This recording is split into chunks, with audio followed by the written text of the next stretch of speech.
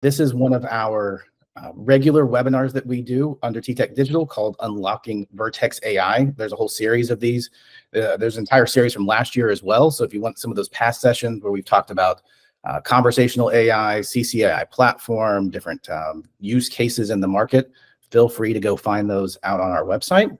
But for this session, we're going to be getting into empowering knowledge workers with Vertex AI.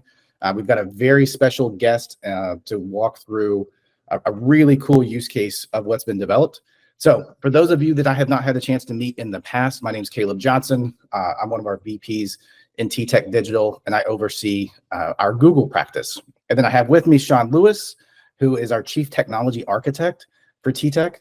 And he's going to be digging into a really cool product that he's been working on behind the scenes. And I'll let him get into some more details on that just in a moment. So for those of you that are not familiar with TTEC, just really quick, I'll spend 30 seconds on this. TTEC is a global customer experience services company. We've been doing this for over 40 years. The big part of our business is what we call TTEC Engage. We're a global outsourcer. We've been running customer experiences for many of the top brands for a very, very long time. We've got over 50,000 agents that support those customer experiences on a daily basis. And then you got TTEC Digital, which is where Whitney and I work in.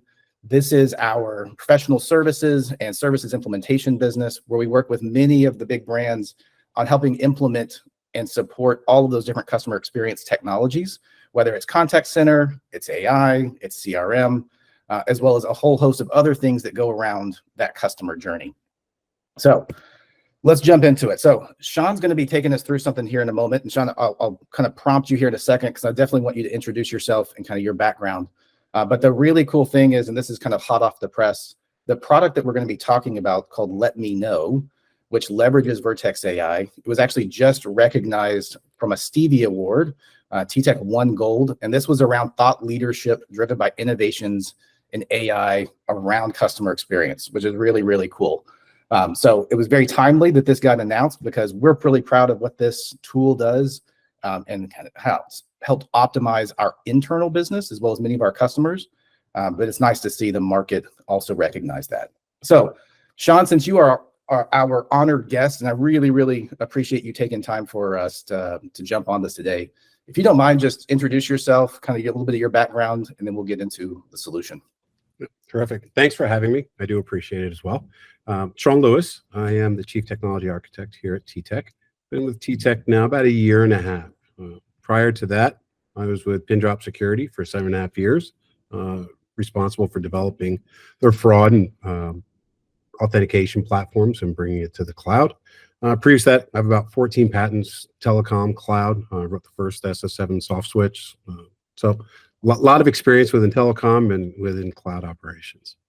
That's amazing. I definitely think that you're our most awarded and definitely hold the most patents for any guest that we've had so far. So that's awesome. So I'll let you take it from here, Shawn. Tell us what this is.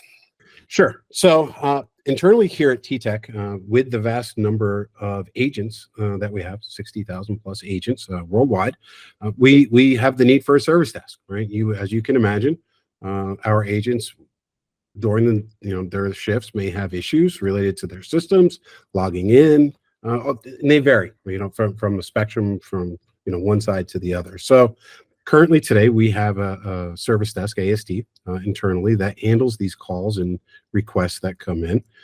An agent will call in saying, I'm having these problems. Our service desk will say, okay, let's walk through it, and they try to resolve those problems. Well, all of this information is stored in various documents, right, of different types and different locations, some in a knowledge base. And if you're familiar with knowledge-based delivery, it's index searching, right? Keywords. You type in a keyword, brings up 50 documents in a list, and you start scrolling through those documents trying to find your answer. Not really a good use of time for folks, and also can be quite stressful for people that aren't familiar with actually doing the job. So new trainees coming on and so forth. So what Let Me Know does, it's a platform where we can take our knowledge, take our various documents, load it into a corpus, have it indexed to a point where we can put a natural language interface on it, where you can ask it questions. This isn't about index searches or such. You ask a question. That question via context, not just indexes now, We'll search all that corpus of data, come back with a number of documents. We take those documents, provide it up to an LLM and say, summarize these documents and answer this question grounded to these documents, right? So remove the hallucination and some of the other areas, but grounded with an answer, and be able to give back a step-by-step instruction set for that person on the service desk to provide back. It saves a lot of time. If we take a look at AHT, or average hold time for these agents, it's been reduced by 17% since putting this on the AHD desk. It's considerable. So from a monetary perspective, from the ability to get more done, you're freeing up a lot of time now throughout the day. More importantly, that we're finding is it's making the job better, right? For the agents, they're less stress. They're able to get the answers. They have more confidence. It's reinforced learning, right? And if they don't know something, they're asking a question, getting an answer. They're building that learning stack. But it's also providing us insight, right? So from an operational perspective, we can behind the scenes take a look at what's being asked and say, okay, are we not covering this in training? Is there something that we can do? Why are 20% of all the questions being asked XYZ? Is there something we can do to stop those calls from even coming in, right? So it has a number of operational benefits as well. So no, that's awesome. So let's since this whole series that we're doing, it's kind of around the Vertex AI concept. I'll pull this up. So thanks for putting this together. If you kind of want to lay out kind of how you've architected this thing, and then we'll jump in, because I think a lot of people will be interested to actually see this and what it looks like from an end user standpoint. We can jump into that next. So. Yep, most definitely. So this has been going on now for a little over 7 months. We were utilizing and testing technologies across different clouds, and we decided to go with Google in the end. And it has to do with what works best and what works well and what scales well. So the architecture here is one based upon security and for adapting to new. And what I mean by that is the ability to use different LLMs. If we take a look at the context of the data, you may want to fine tune an LLM. It may be retail based or it may be medical based. So you may want to use different LLMs for the output. And we need that diversity in the architecture. So we utilize Vertex AI search primarily for the context searching. So we will load our documents both live and static, primarily into cloud storage, utilize Vertex AI search to do the context search. That context search will return the documents as well as some snippets. What we have found, because of the type of documents that we use, we had to come up with our own chunking, right? If you think about tech support, it's not as simple as what color is available for this type of shirt. You can get a list of about 5 or 6 different colors in that right question. With tech support, you have these long documents, right? Step by step, troubleshooting and such. So what we need to do is change how we chunk that. And so we did that on our own, doing a custom chunker. And then we provide that up to the LLM of our choice, right? So we can take those citations, excerpt out the chunks that we want of that data, provide it up to the LLM to summarize and ground it, right? Which is really important, and provide that back. A couple steps along the way that we go through, text moderation. Google provides, on their platform, the ability to moderate the text. We check both the incoming question being asked as well as the output, coming out. So we're able to deny a request coming in if we detect, certain scores and profanity or any other area, right? And same thing on the output. And we store all of this in a back-end database so that we can do, again, different operational models. Got it. Okay, completely makes sense.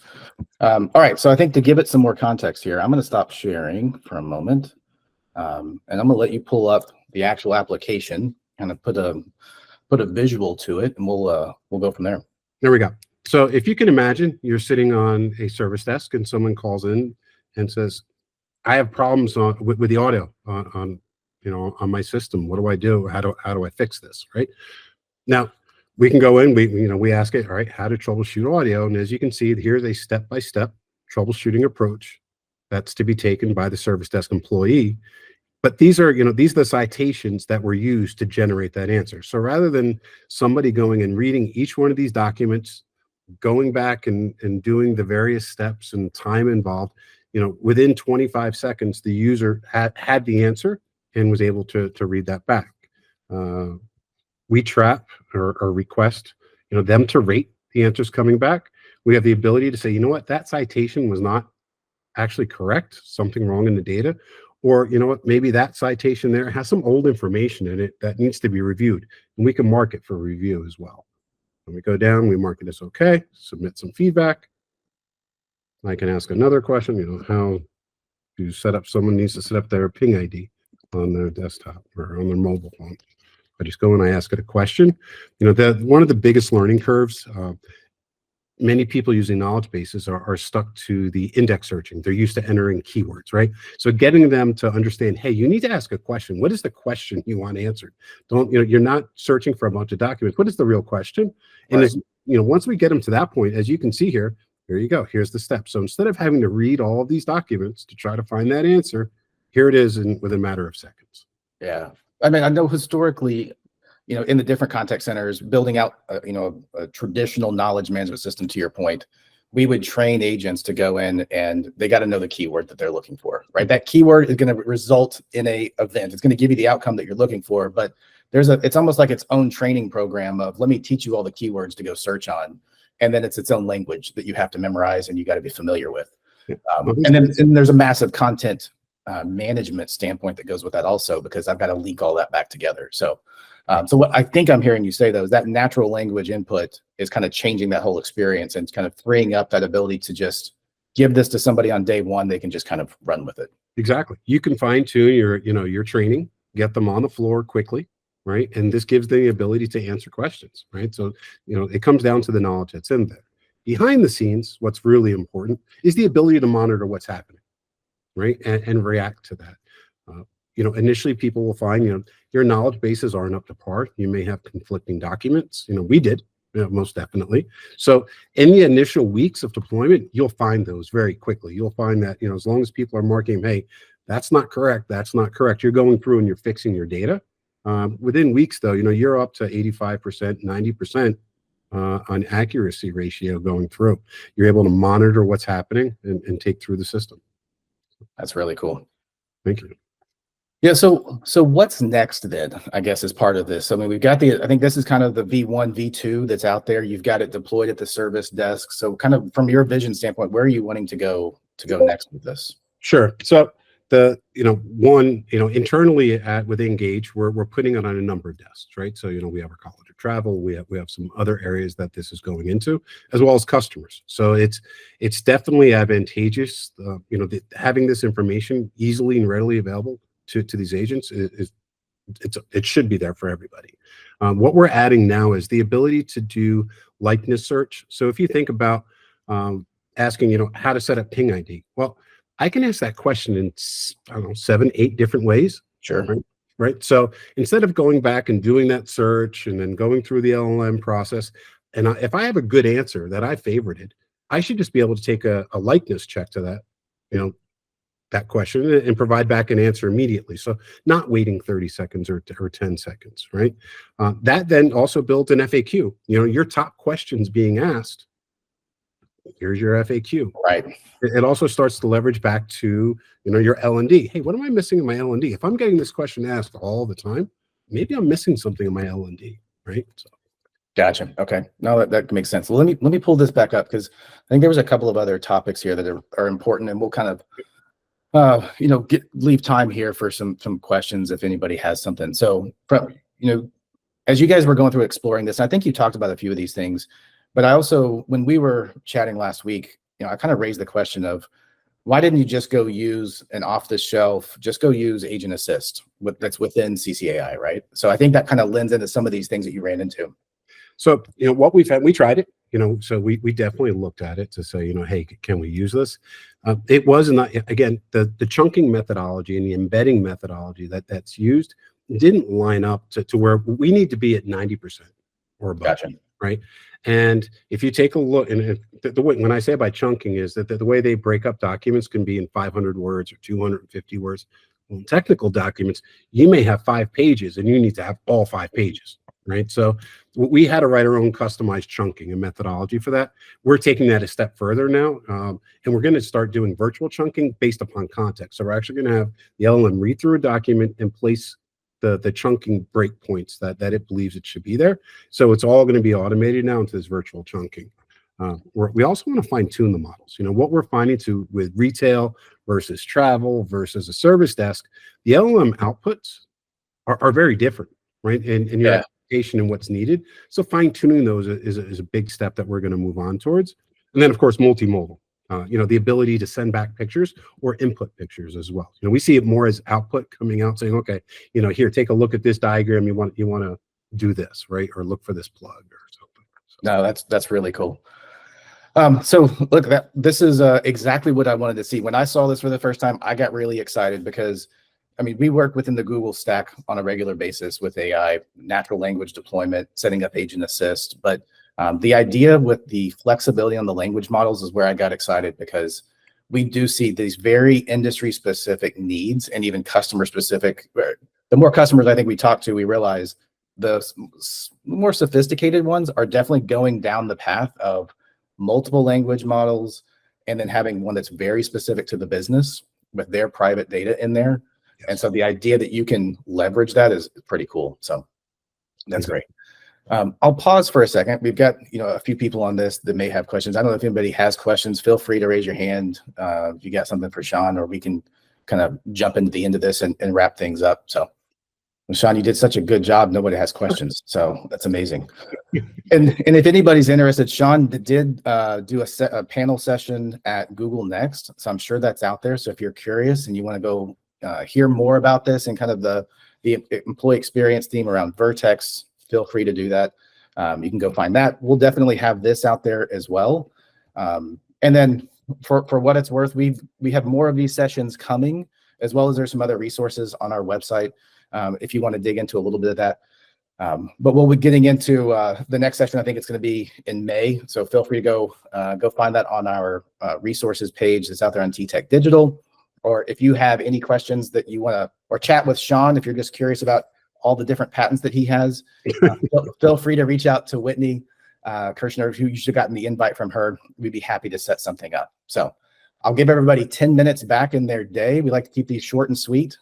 So thank you, everybody, for taking time to join us. We really appreciate it. And we will see you on the next session in May. So thank you again, Shawn. Thank you.